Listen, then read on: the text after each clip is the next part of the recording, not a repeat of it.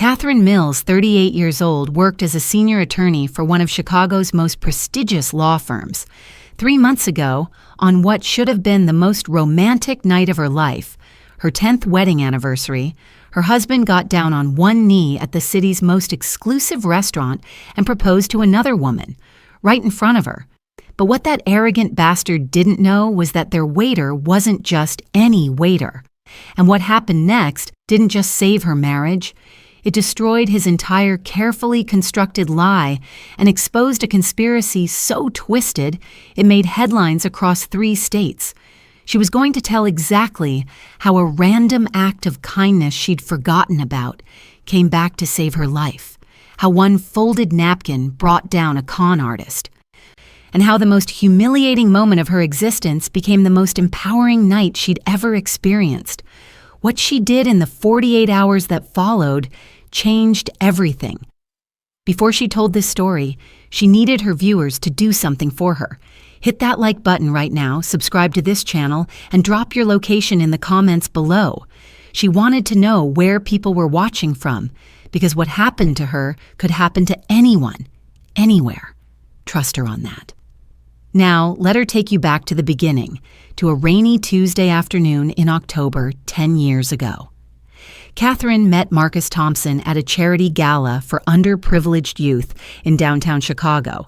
She was 28, newly made junior partner at Henderson & Associates, wearing a midnight blue dress she'd spent way too much money on, and nursing a glass of champagne she hadn't even wanted.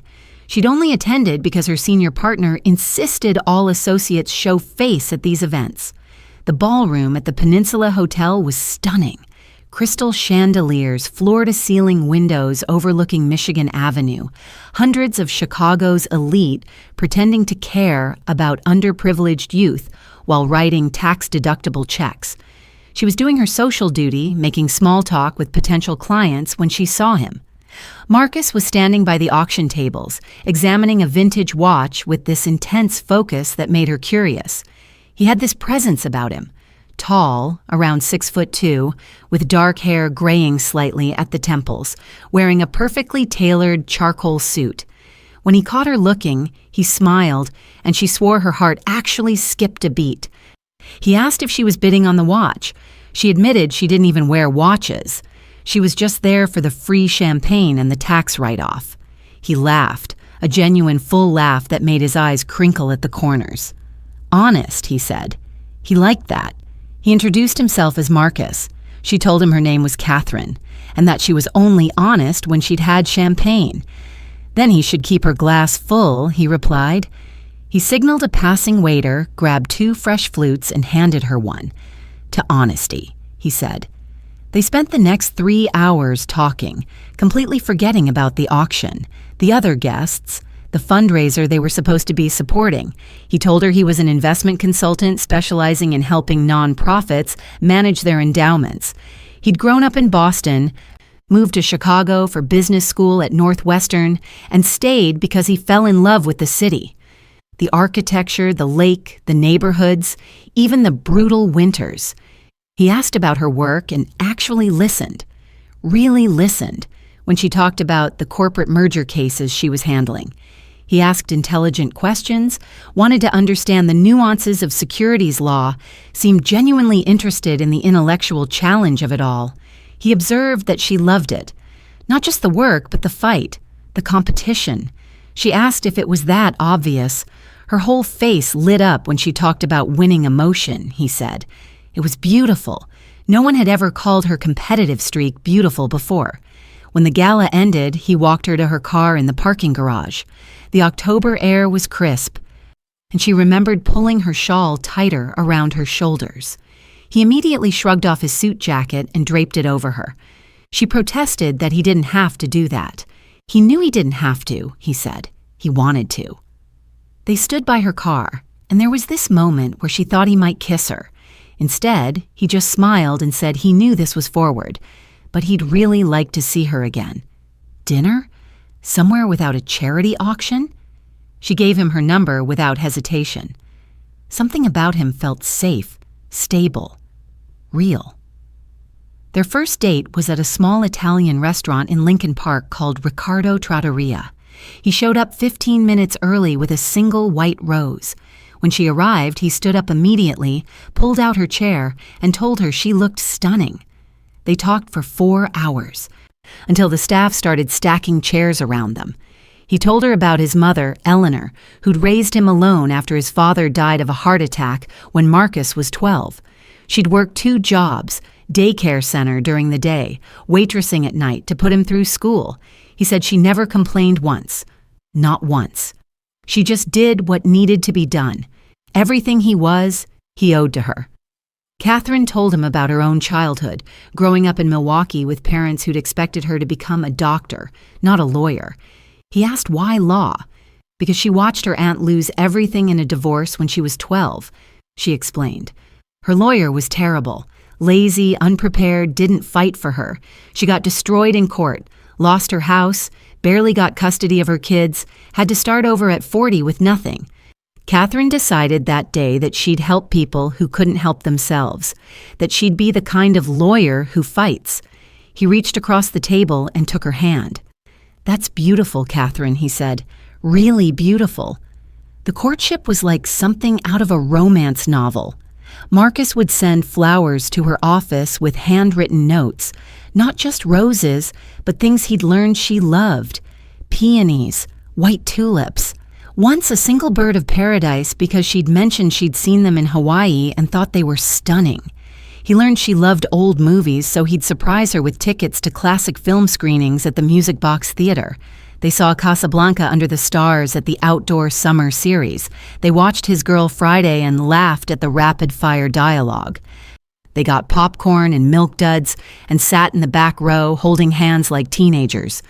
When she had a particularly brutal trial that kept her at the office until midnight for 2 weeks straight, he'd show up at 9 in the evening with Thai food from her favorite restaurant and just sit with her while she worked, reading on her office couch, occasionally making her laugh with comments about whatever business book he was reading.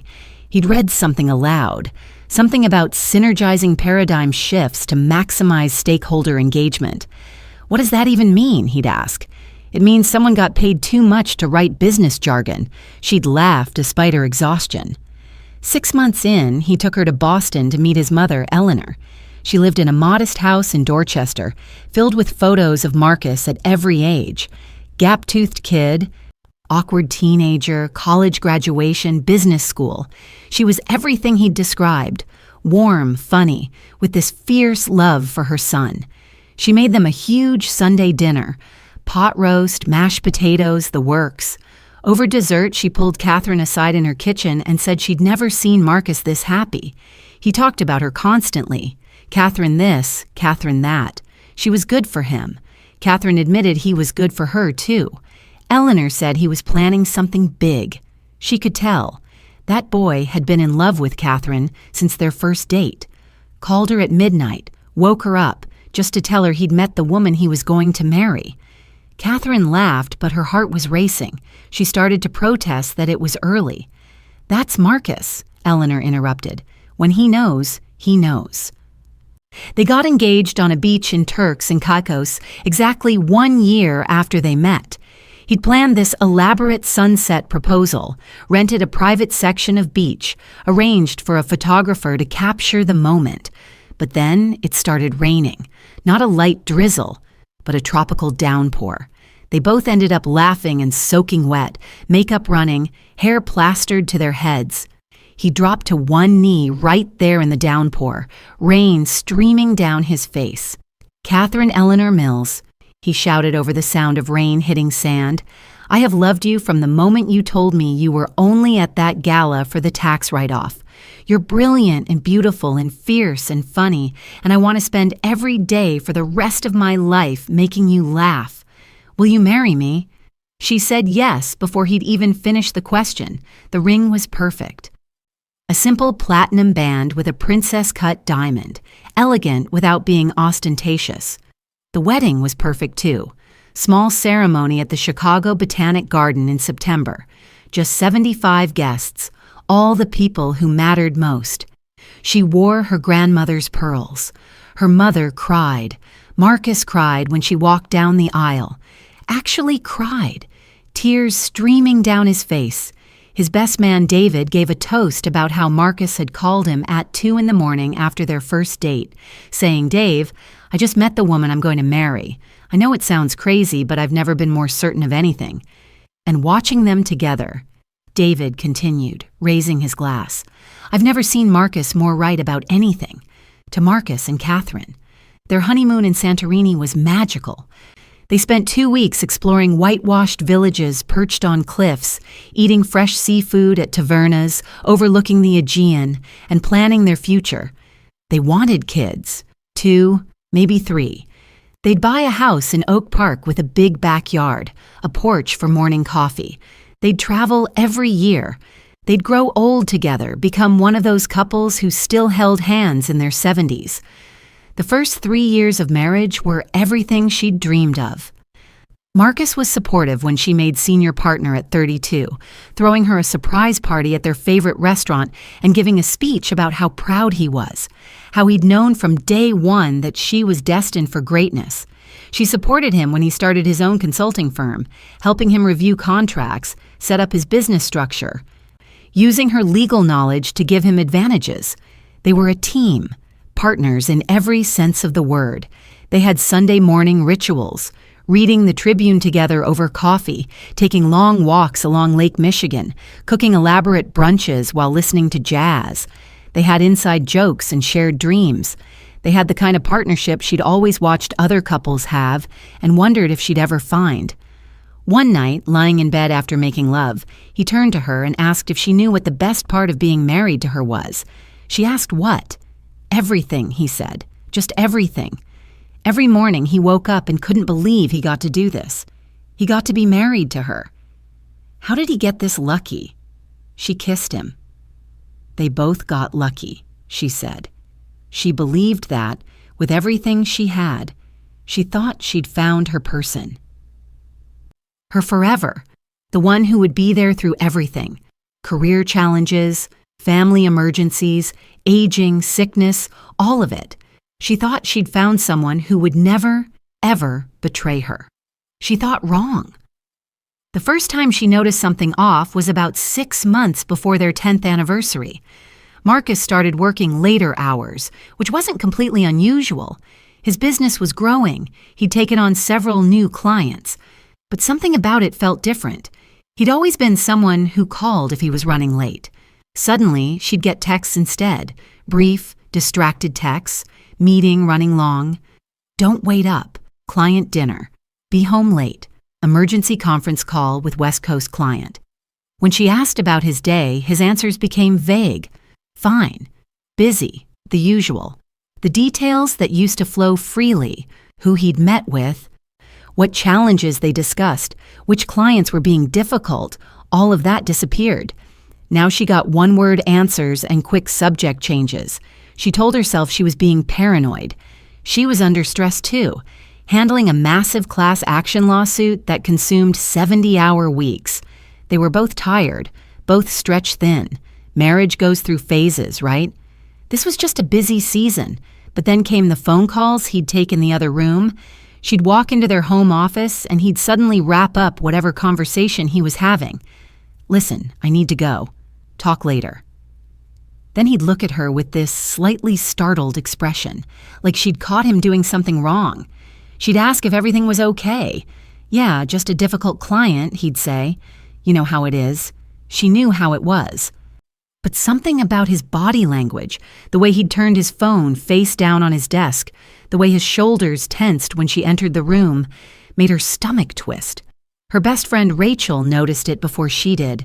They were having lunch at their usual spot downtown, a little cafe they'd been meeting at for years, and Catherine was telling her about Marcus's new demanding client schedule. Rachel said carefully, setting down her sandwich, that she had to ask, had Marcus always been this secretive about work? Catherine defended him. He's not secretive. He's just busy. Rachel stirred her coffee, choosing her words with the precision of someone who knows they're about to say something their friend doesn't want to hear. Okay, but when James gets busy, he complains about it constantly. He tells me every annoying detail about every frustrating client, every difficult meeting. Marcus just goes silent? Catherine defended him again. Everyone handles stress differently. James is an extrovert who processes verbally.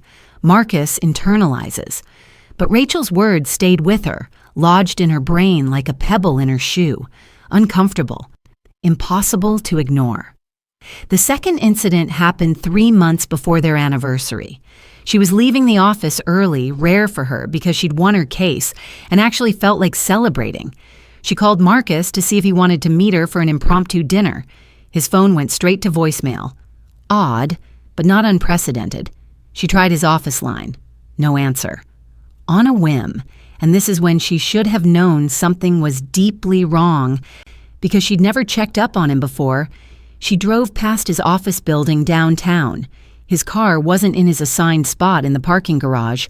She told herself he was at a client meeting, but when she called his assistant Linda the next day, casual-like, asking when a good time to plan a surprise for Marcus might be, Linda mentioned he hadn't had any outside meetings that week. He's been in the office pretty much straight through, Linda said cheerfully. Said he needed to focus on some complicated portfolio restructuring. Hasn't left for lunch once, but his car hadn't been at the office. At 3 in the afternoon on a Thursday, Marcus's car had been somewhere else. She didn't confront him. She told herself there had to be a reasonable explanation. Maybe he'd met a client at their office. Maybe Linda had been mistaken. Maybe she'd been mistaken about which parking garage entrance she'd checked. Maybe. The word became her mantra, her shield against reality. The pattern continued. More late nights, more vague explanations, and then the business trips. He announced over dinner one night, not looking up from his phone, that he needed to go to New York for a few days. Big potential client, needs in-person meetings. She offered to come with. They could make a weekend of it. See a show, visit that little Italian place in the West Village they loved. Something flickered across his face. Panic? Annoyance? It was gone before she could identify it. He'd be in meetings the whole time, he said. She'd be bored. Plus, didn't she have that deposition next week? He was right. She did have a deposition, but the speed of his refusal stung. The Marcus she'd married would have said, "You're right, that wouldn't work. But let's plan a trip soon, just the two of us." This Marcus just went back to scrolling through his phone. When he returned from New York 3 days later, he smelled different. Not like another perfume, nothing that obvious. But his cologne was fresher than it should have been after a flight. His suit was perfectly pressed, like it had just been dry cleaned. Little things that individually meant nothing but together formed a picture she didn't want to see. Her mother noticed it too, when they came for Sunday brunch, 6 weeks before the anniversary. Marcus was distracted, checking his phone constantly, barely participating in conversation. After he excused himself to take a quick work call and disappeared into their home office for 20 minutes, her mother leaned in close. "Is everything all right with you two?" she asked. "Of course," Catherine said automatically. "Why?" "You seem tense." "Both of you. There's a distance. We're both just busy, Mom. His business is growing. I'm handling a major case." Her mother squeezed her hand. "Your father went through a phase like this. Turned out he was planning a surprise party for our 25th anniversary. Maybe that's all it is." Catherine clung to that explanation like a life raft. Maybe he was planning something special for their 10th anniversary. That would explain the secrecy, the phone calls, the distraction. Maybe she was creating problems where none existed, but then she started noticing other things. Credit card charges she didn't recognize. Hotels in Chicago. Why would he need a hotel in the city where they lived? Restaurants they'd never been to together, jewelry purchases that had never materialized as gifts for her, and a woman's name, Nicole, that kept appearing in his phone notifications before he'd quickly swipe them away. She asked casually one morning over coffee who Nicole was. He barely looked up from his phone. "New client. Why? Just curious. You've mentioned the name a few times. Have I?" He seemed genuinely surprised. "I guess the portfolio is complicated. Takes a lot of coordination. Plausible. completely plausible, but wrong in a way she couldn't articulate. One morning, as he was getting ready for work, she commented that his tie was nice, asked if it was new. This? No, I've had it forever, he said, but she'd never seen it.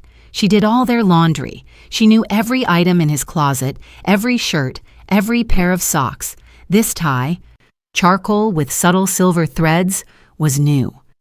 She asked where he got it. A pause. Just a second, but enough. Can't remember, he said. Maybe you got it for me. She hadn't. 2 weeks before their anniversary, his college friend David called her directly. David, who'd been Marcus's best man, who he usually called every Sunday without fail, who knew Marcus better than almost anyone. Hey, Catherine, is Marcus around? He's not answering his cell, David said. He's at the office, I think. Is everything okay? There was a pause. A loaded pause. Yeah, we were supposed to meet for drinks last week and he never showed. Didn't call or anything. It's not like him. That is weird, she admitted, her heart starting to race. He's been really buried in work lately. Another pause. Listen, if something's going on with you guys, you know you can talk to me, right? Amy and I are here for both of you. Nothing's going on, she insisted, her voice too bright, too false. Everything's fine. But David's call rattled her more than she wanted to admit. Marcus had blown off his best friend, the guy who'd been his best man, the friend he usually called every Sunday without fail, the one he considered family. She wanted to confront Marcus. She wanted to demand answers, to lay all her concerns on the table and hear him explain them away. But every time she worked up the courage, she'd talk herself out of it. What if she was wrong? What if she was being the crazy, suspicious wife, destroying a good marriage with baseless accusations? What if her stress and overwork had made her paranoid? What if she was right? That possibility terrified her more than anything. Because if she was right, it meant everything she'd believed about her life was a lie. The breaking point came 1 week before their anniversary, but the crisis had been building for months in ways she'd been refusing to acknowledge. 3 months earlier, she'd found a receipt in Marcus's jacket pocket. Not for anything scandalous, just dinner at a restaurant downtown, but it was for 2 people, midweek, at 8 in the evening. When she'd asked him about his day that night, he'd said he'd worked late at the office, grabbed takeout at his desk. A small lie. Insignificant, maybe, but it lodged in her brain like a splinter. 2 weeks after that, she'd called his office on a Friday afternoon to see if he wanted to meet for happy hour. His assistant Linda had seemed confused. Oh, Mr. Thompson left around noon. Said he had a client lunch that would run late. Didn't he tell you? He hadn't told her, and when he came home at 7 that evening, he'd said he'd been in back-to-back meetings all afternoon. Another small lie. Then there was the cologne. Marcus had worn the same cologne for the entire time she'd known him, Bleu de Chanel. It was his signature scent. Suddenly, one day, he came home smelling like something different. Tom Ford, she'd think. When she mentioned it, he said a client had recommended it. Do you like it? He'd asked. I liked your old one, she'd said honestly. He'd kept wearing the new one anyway. These small things accumulated like snowflakes, each one melting quickly, impossible to hold on to as evidence of anything. But together, they created an atmosphere of wrongness that she couldn't shake. She started noticing his phone habits. He'd always been casual about his phone before, would leave it on the kitchen counter, wouldn't flinch if she picked it up to check the time. Now, it was glued to his palm, face down, always. Took it with him to the bathroom, slept with it on his nightstand, angled away from her. When she asked about it, he said he'd started using a sleep meditation app and didn't want the light to bother her. Plausible, but wrong. The real breaking point came 1 week before their anniversary.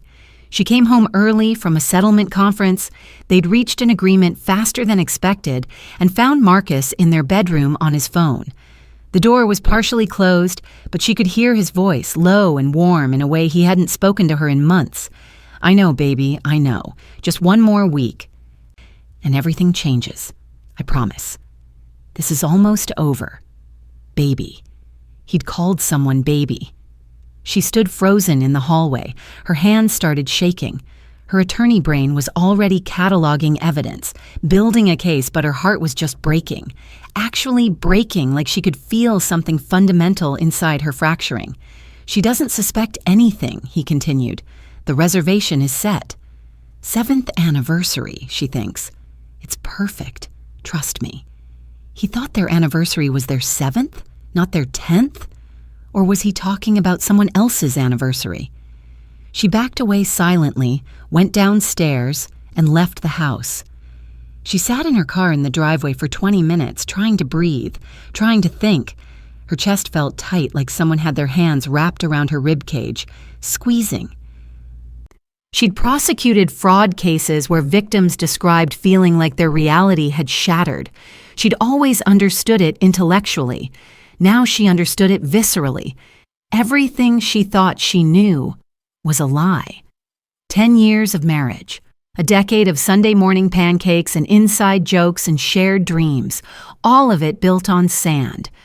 When she finally went back inside, Marcus was in the kitchen, acting completely normal. He was humming, actually humming as he made himself a sandwich. "Hey, I didn't hear you come in. How was the settlement conference?" he asked. She searched his face for guilt, for anything. He looked relaxed, happy even, like he hadn't just been on the phone planning her humiliation. "Fine. We settled. That's great," he said. He came over and kissed her cheek. The casual intimacy of it made her want to scream. "Want to grab dinner out to celebrate? I'm tired. I think I'll just heat up leftovers." He shrugged. "Suit yourself. I've got some emails to catch up on anyway." He disappeared into his office, and she stood in their kitchen, the kitchen where they'd cooked Sunday brunches and hosted dinner parties and talked about renovating, and realized she was living with a stranger. Or worse, she was living with someone she'd never actually known at all. That night, she couldn't sleep. She lay next to Marcus, listening to him breathe, and wondered who he'd become.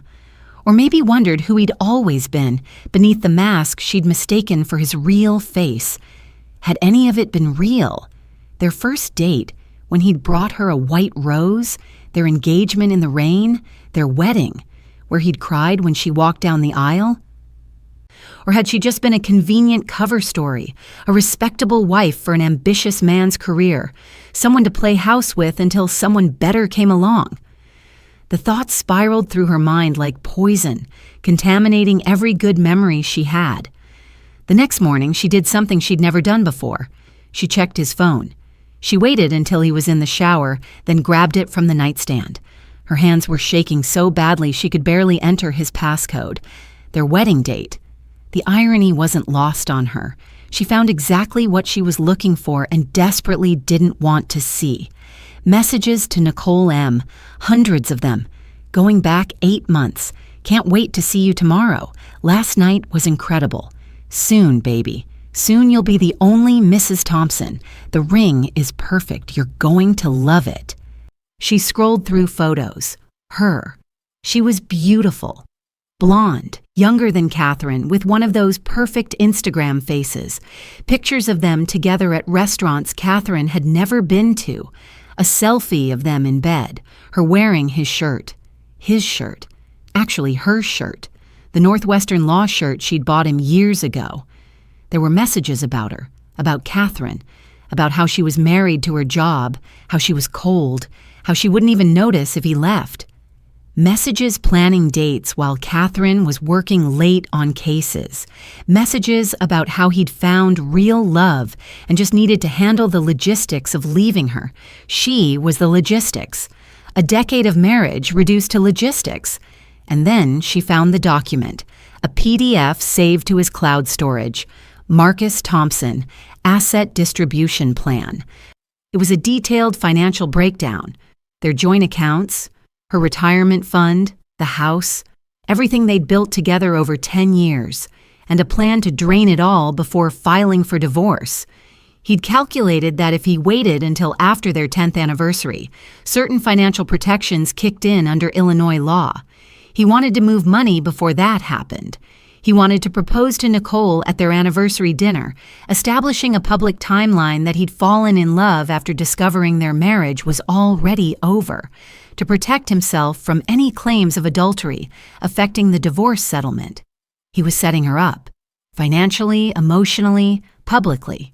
The document included notes. C won't see this coming. Too busy with Jacobson case. Transfer funds during trial week when she's distracted. He'd been planning this for months. While she was working 80-hour weeks, winning cases, building their financial security, he'd been plotting how to steal it all. Her hands were shaking so hard she nearly dropped the phone. She took screenshots of everything, emailed them to her personal account, then carefully put his phone back exactly as I'd found it. When Marcus came out of the bathroom, towel around his waist, she was sitting on the bed, fully dressed, staring at nothing. "You okay?" he asked. She looked at him. This man she'd loved for a decade, this man she'd built a life with, this man she'd trusted with everything she had, and felt absolutely nothing. The love had died somewhere between baby and the asset distribution plan. What remained was just ice. Cold, clear, purposeful ice. "Fine," she lied. "Just a headache." Over the next few days, she moved through life on autopilot. She went to work, won motions, took depositions, played the part of successful attorney Catherine Mills. She smiled at colleagues. She presented arguments. She reviewed contracts. She was a perfect simulation of herself. At home, she was the dutiful wife, asking about his day, discussing anniversary plans. The performance was exhausting but necessary. "Should we do Alinea again?" she asked one evening, naming the restaurant where they'd celebrated their 5th anniversary. "Or try somewhere new?" "Let's try somewhere new," Marcus said, not meeting her eyes. "I made a reservation at Boca. They've got a great anniversary package." Boca. One of the most public C and B scene restaurants in Chicago.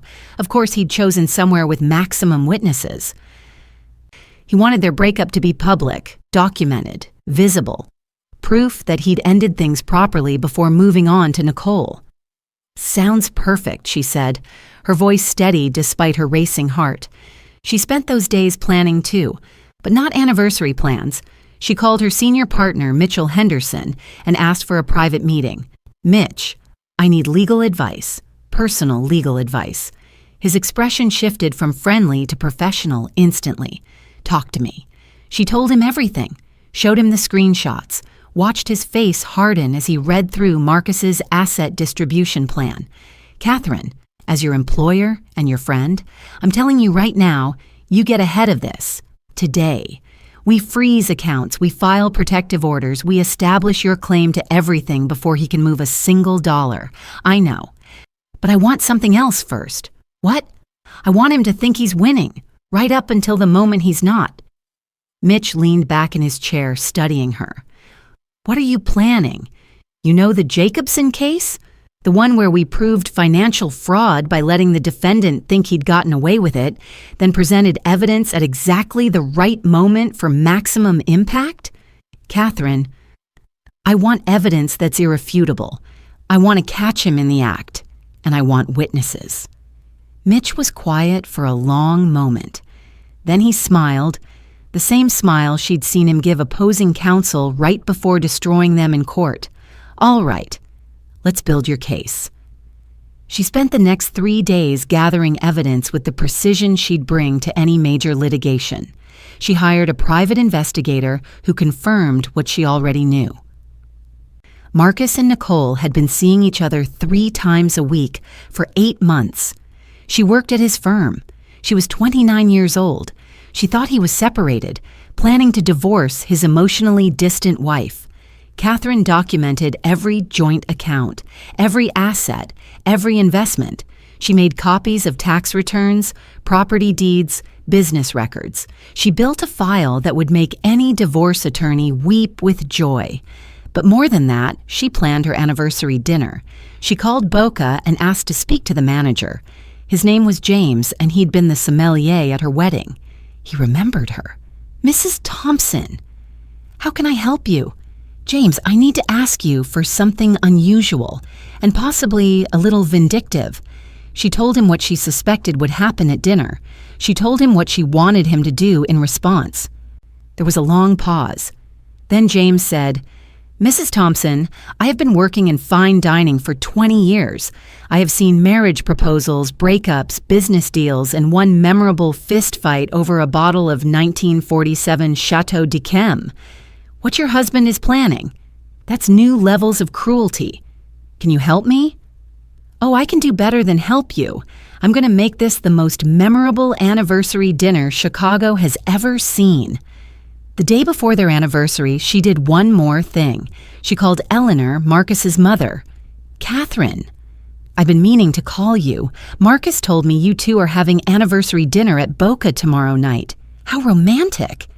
"Eleanor, I need to tell you something, and you're not going to want to believe it." She told her everything. She sent her the screenshots, and she listened to Eleanor cry, then rage, then cry again. "My son," Eleanor whispered. "My son is doing this? I'm sorry, Eleanor. I know this isn't... Don't you dare apologize." Eleanor cut her off, her voice fierce. "You are not the one who should be apologizing. That boy, I raised him better than this. Catherine, I am so sorry. What can I do? Just be available tomorrow night, around 8 in the evening. I might need you. I'll be there. Whatever you need." That night, she had one final crisis moment. Marcus came home early bearing flowers, roses, her favorite. He kissed her with what seemed like genuine affection. "To 10 wonderful years," he said, "and to many more." He was so convincing. For a moment, she wondered if she'd gotten it all wrong, if the messages, the asset plan, everything had some other explanation. Then his phone buzzed. He glanced at it and smiled before catching himself and wiping the expression away. "Work?" she asked innocently. "Yeah. Just a client confirming a meeting." The doubt vanished. Tomorrow night, she'd end this. Tomorrow night, Marcus Thompson would learn that you don't betray an attorney who's spent her entire career destroying people who underestimate her. If this story is resonating with you, please hit that like button and subscribe, because what happened next is something I need everyone to hear. The day of their 10th anniversary, Catherine woke up with absolute clarity. No more doubt, no more second guessing, just cold, calculated determination. She got dressed with care.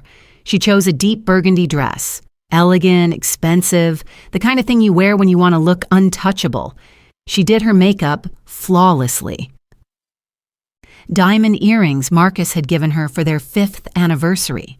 Wedding ring front and center.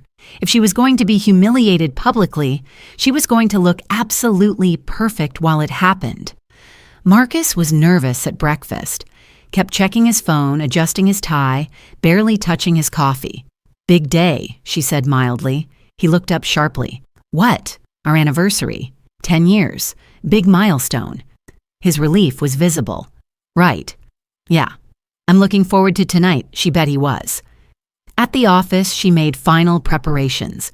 She emailed her divorce attorney. Yes, she'd hired one 3 days ago, with instructions to file protective orders on all their joint accounts at 8:30 that evening. She created a cloud folder with all her evidence and gave access to Mitch, her divorce attorney, and 2 other senior partners she trusted completely. Rachel came by her office at lunch. "You look like you're preparing for trial," she observed. "I am. Just not the kind that happens in a courtroom. Catherine, are you sure about this? Maybe you should just file for divorce quietly, avoid the whole public scene." "No." Catherine's voice was steel. He wanted a public moment. He planned to humiliate me in front of Chicago's elite at one of the city's finest restaurants. So that's exactly where his world is going to end. Rachel hugged her. "You're terrifying. I love you. I love you too. And Rachel, be near your phone tonight. I might need you." At 6:30, she met Marcus at home. He'd come home early to change, was wearing his best suit, the one he'd bought for her senior partner celebration. "You look beautiful," he said. "Thank you." "You look nice, too." They drove to Boca in his car, a Tesla he'd insisted on buying last year, despite her concerns about the cost. Now she knew why. It wouldn't be included in marital assets. He'd bought it planning their divorce. The restaurant was everything you'd expect from a Michelin-starred establishment. Intimate lighting, impeccable service, the soft murmur of wealthy people enjoying expensive food. James, the manager, greeted them personally. "Mr. and Mrs. Thompson, congratulations on your anniversary. We have your table ready." He seated them at a prime table, visible from most of the restaurant, right where Marcus had probably requested. As she sat down, James caught her eye for just a fraction of a second. Everything was in place. Dinner started beautifully. Marcus ordered a bottle of champagne. They toasted to 10 years. He was charming, attentive, complimentary. Everything she'd fallen in love with a decade ago. If she hadn't known better, she might have believed they were a happy couple celebrating a milestone. Around 7:45, she noticed Nicole enter the restaurant. She was stunning in a white dress. Symbolic? She was seated at a table across the room with a woman who looked like her mother. Marcus couldn't see her from his angle, but Catherine could. "Perfect. I need to use the restroom," she told Marcus. "Order the second course for me? You know what I like." "Of course, darling." Darling. He hadn't called her that in months. In the bathroom, she checked her phone. Messages from her team. Mitch, standing by. Rachel, phone on loud. Eleanor, "I'm 5 minutes away, just say the word." Her divorce attorney, protective orders ready to file. "Just give the signal." She looked at herself in the mirror. This was it, the last moment of being Catherine Thompson. In a few minutes, she'd be someone else, someone who'd been publicly humiliated, someone getting divorced, but also someone who'd fought back, someone who'd refused to be a victim, someone who'd made damn sure that Marcus Thompson would never forget what it cost to underestimate her. She walked back to the table. Marcus had ordered. He was nervous again, checking his watch. "Everything okay?" she asked sweetly. "Perfect. Everything's perfect." He reached across the table and took her hand.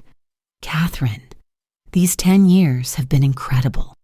You've made me so happy." She squeezed his hand. "Have I?" Something flickered in his eyes. "Of course. Why would you ask that?" "Just checking." Their second course arrived. They ate in mostly silence. Marcus kept glancing at his watch.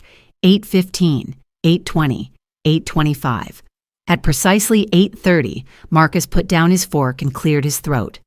"Catherine, there's something I need to say. Here it comes. These 10 years have been a journey. We've grown. We've changed. And I think..."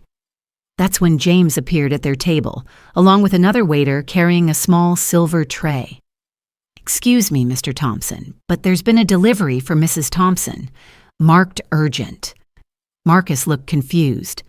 "I didn't..." James ignored him, placing the tray in front of her. On it was a folded napkin with something written on it in elegant script. She picked it up slowly, reading aloud so nearby tables could hear. "From the waiter you helped 3 years ago when his mother was sick. You paid her medical bills anonymously. I never forgot. I always watch out for people who watch out for others. Check your email." Marcus's face went pale. What the hell is this? She pulled out her phone, opened her email, and found a new message from an unfamiliar address. But she knew who it was from. David, the busboy she'd helped years ago when his mother needed surgery. She'd forgotten all about it, but he hadn't forgotten her. And when James reached out to the entire Boca staff explaining what was happening tonight, David had reached out with something precious. Video footage from Marcus's office building, his and Nicole's cars, timestamps, entry and exit records, 8 months of documented visits, but more than that, audio. Somehow David, who now worked in building maintenance, had access to recordings. Marcus and Nicole planning, plotting, laughing about how clueless she was. She looked up at Marcus, who was staring at her with dawning horror. "What did you do?" he whispered. She smiled, the same smile she gave opposing counsel right before she buried them. "What I do best, Marcus. I built my case." Marcus's face went through about 5 different expressions in 3 seconds. Confusion, realization, panic, anger, fear. Catherine, what is this? What's going on? Oh, I think you know exactly what's going on. She set her phone down on the table, face up, showing the email with all its damning attachments. Did you really think I wouldn't notice? I'm a senior attorney specializing in fraud cases, Marcus. Noticing things is literally my job. He reached for the phone. She pulled it back. Don't. Catherine, let me explain. Explain what? Explain Nicole. She gestured across the restaurant to where Nicole was now standing, her face drained of color, clearly recognizing Catherine for the first time. Explain the asset distribution plan. Explain how you were going to propose to your mistress at our 10th anniversary dinner. Which part would you like to explain first? The tables around them had gone quiet. She'd timed this perfectly. 8:30 on a Saturday night. The restaurant at peak capacity, filled with Chicago's social elite. Several people had their phones out. Good. Let them record. Let them witness. Marcus was sweating now. Keep your voice down. Why? She leaned back in her chair, completely calm. You chose this venue, Marcus. You chose to make this public. So let's make it public. She stood up and her voice carried across the restaurant. Not shouting, just clear, authoritative. Her courtroom voice. Ladies and gentlemen, I apologize for disrupting your evening. My name is Catherine Mills Thompson. Today is my 10th wedding anniversary. My husband brought me here tonight planning to propose to his mistress in front of me, establishing a public timeline that would help him in our impending divorce. What he didn't plan on was me finding out. The restaurant was dead silent. Even the kitchen noise had stopped. Marcus shot to his feet. This is insane. You're having some kind of breakdown. Am I? She unlocked her phone and held it up. James, would you mind connecting my phone to the restaurant sound system? I believe Mr. Thompson here has something to share with everyone. James materialized at her side. Clearly, he'd been waiting for his cue. Of course, Mrs. Thompson. Within seconds, audio filled the restaurant. Marcus's voice recorded 3 weeks ago. She's so fucking clueless, baby. Thinks I'm working late. I could bring you to the house and she probably wouldn't notice. Nicole's laugh. When are you going to tell her? Anniversary dinner. I've got it all planned. Public proposal to you, then I'll tell her our marriage is over. Clean break. By the time she recovers from the shock, I'll have moved half our assets. The recording clicked off. Every eye in the restaurant was on Marcus. Several women looked absolutely murderous. One man was shaking his head in disgust. Marcus tried to salvage it. That's taken out of context. Context? She pulled up another file. How about the context of you and Nicole planning to drain our joint accounts? Or the context of you lying about business trips while you were actually in New York with her? Or, she pulled up a photo on her phone and showed it to the crowd, the context of you two in bed together. Someone in the crowd gasped. Marcus's face was now bright red. That's when Nicole decided to make her move. She rushed over to their table, tears streaming down her face. Marcus, you said you were separated. You said she knew. You said...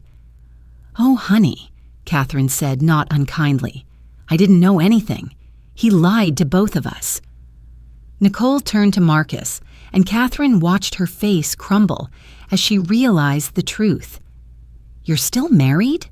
Actually married? Nicole, I can explain. You bought me a ring. She was sobbing now. You said we were going to build a life together. We are. We will. Just let me... Eleanor Thompson walked through the restaurant entrance at that exact moment. Marcus's mother, all 5 feet 2 inches of her, marched up to their table with the force of a hurricane. Marcus William Thompson, she said, her voice shaking with fury. I raised you better than this. Marcus actually flinched. Mom, what are you doing here? Catherine called me, told me what you were planning. I didn't believe her. I thought, not my son, not the boy I raised to respect women, to honor commitments, to be honest. She was crying now, too. But it's all true, isn't it?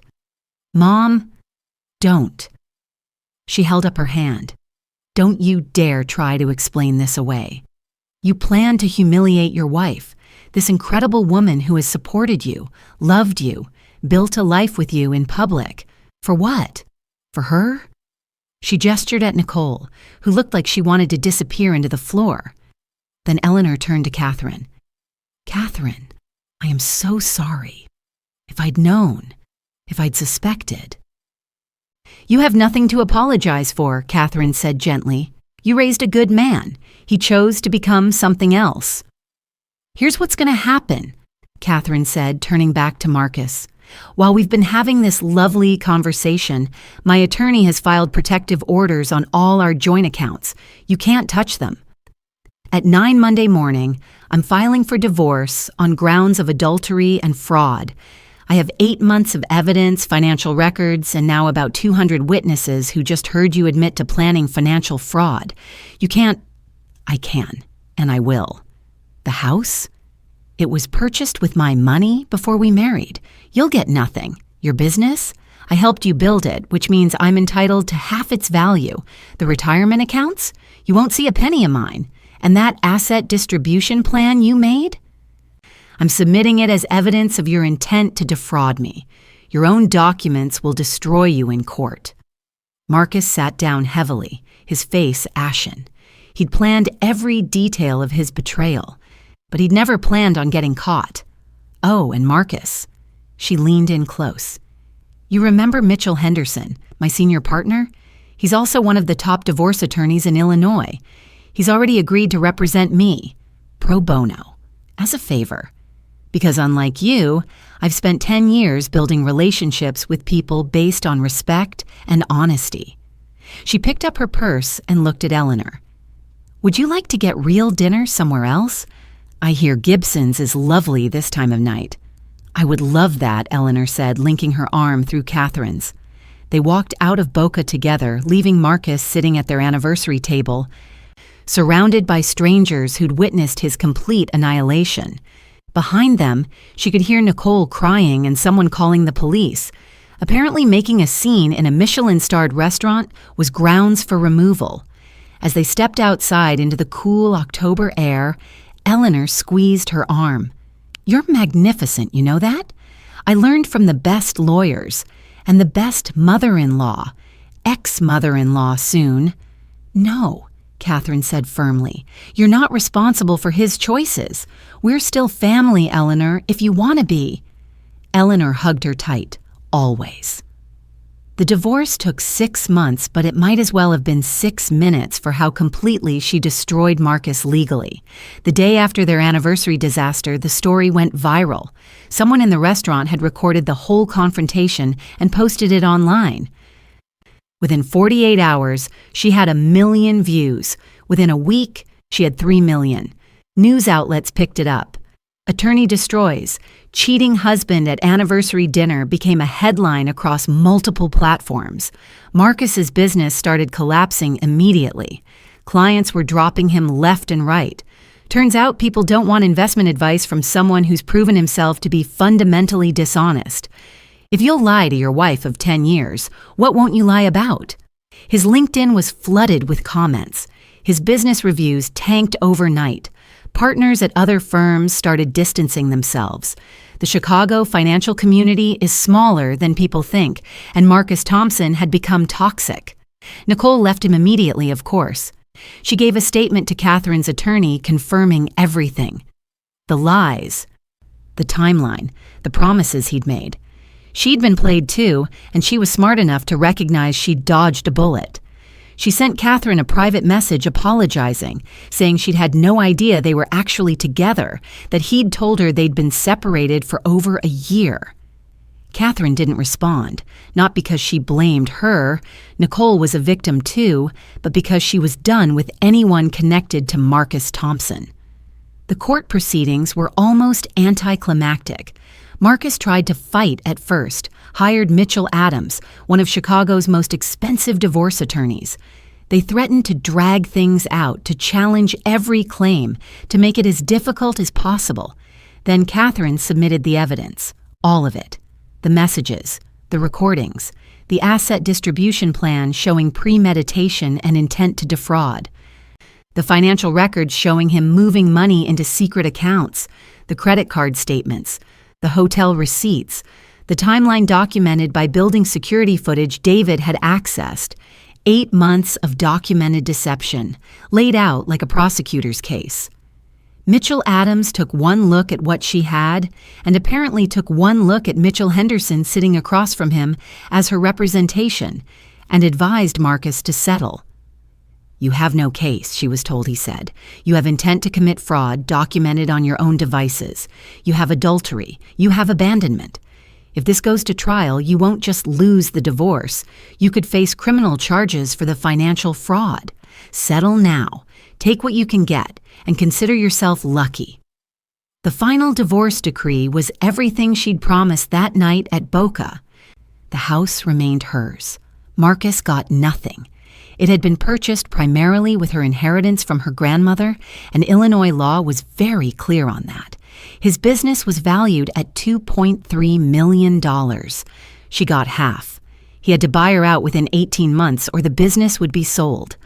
All retirement accounts were divided, but given his fraud and the fact that she'd contributed more over the years, the split was 70-30 in her favor. He was ordered to pay her legal fees, all $80,000 of them. Most importantly, the decree included a detailed findings of fact section outlining his fraud, his adultery, his plan to defraud her, and his fundamental dishonesty. It's public record, forever. Anyone who Googles Marcus Thompson Chicago finds it on the first page. Marcus tried to appeal. The appeal was denied. He tried to claim the restaurant confrontation was entrapment. The judge actually laughed. She read the transcript and said, "You can't be entrapped into admitting to crimes you already committed, Mr. Thompson. You planned the fraud.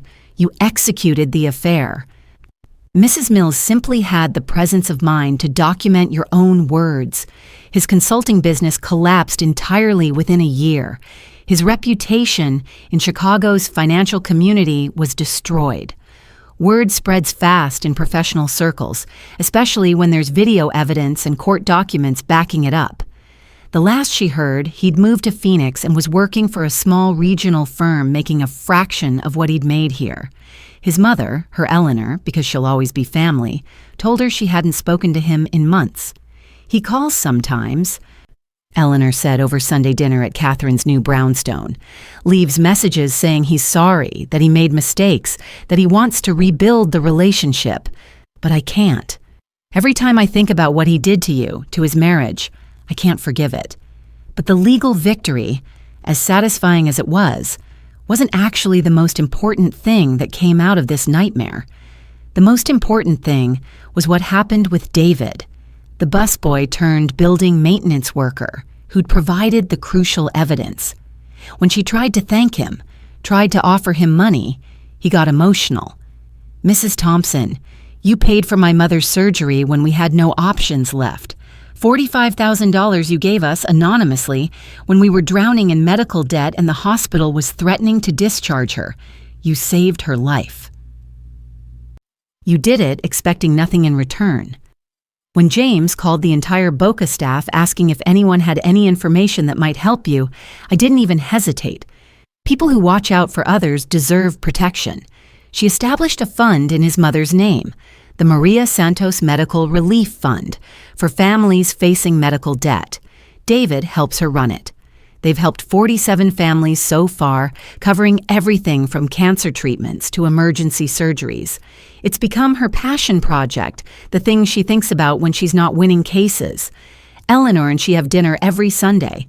Eleanor apologized 1,000 times for Marcus's actions, and Catherine told her 1,000 times she had nothing to apologize for. She's more of a mother to Catherine than her own mother, who spent the first 3 months after the divorce asking Catherine if she'd been too focused on work and if that's why Marcus strayed. Rachel and Catherine are closer than ever. Rachel took her on a freedom trip to Italy 6 months after the divorce was finalized. They drank wine in Tuscany, ate pasta in Rome, and celebrated her new life. They got matching tattoos, small, subtle phoenixes on their wrists, rising from the ashes. Work at Henderson and Associates got even better. Mitchell made her managing partner of the family law division, a new division he created specifically for her.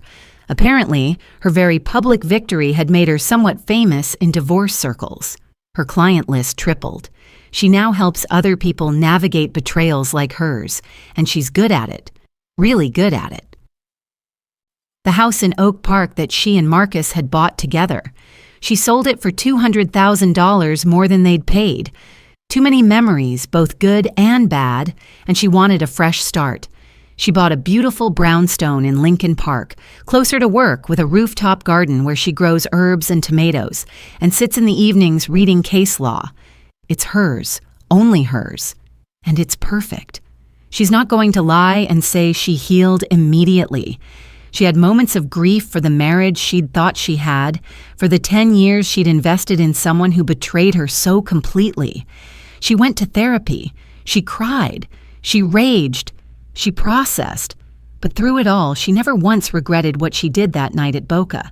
Some people asked if she regretted making it so public, if she should have handled it more quietly. No. Marcus chose to make it public. He chose that restaurant, that moment, that method of humiliation. All she did was control the narrative. And in doing so, she sent a message that she thinks needed to be sent. If you betray someone, especially someone who's done nothing but love and support you, there will be consequences. Public, permanent consequences. Sitting here now, 2 years after that anniversary dinner, she's learned things about herself she never knew before. She learned that she's stronger than she thought, that confronting your worst nightmare in front of 200 witnesses takes a kind of courage she didn't know she possessed. That standing up for yourself, even when it's terrifying, is always the right choice. She learned that kindness comes back to you in unexpected ways. That random act of generosity 3 years ago, paying for David's mother's surgery, saved her life in ways she could never have predicted. You truly never know how the good you put into the world will return to you. She learned that justice doesn't always mean revenge, but sometimes it means making sure someone faces consequences for their actions.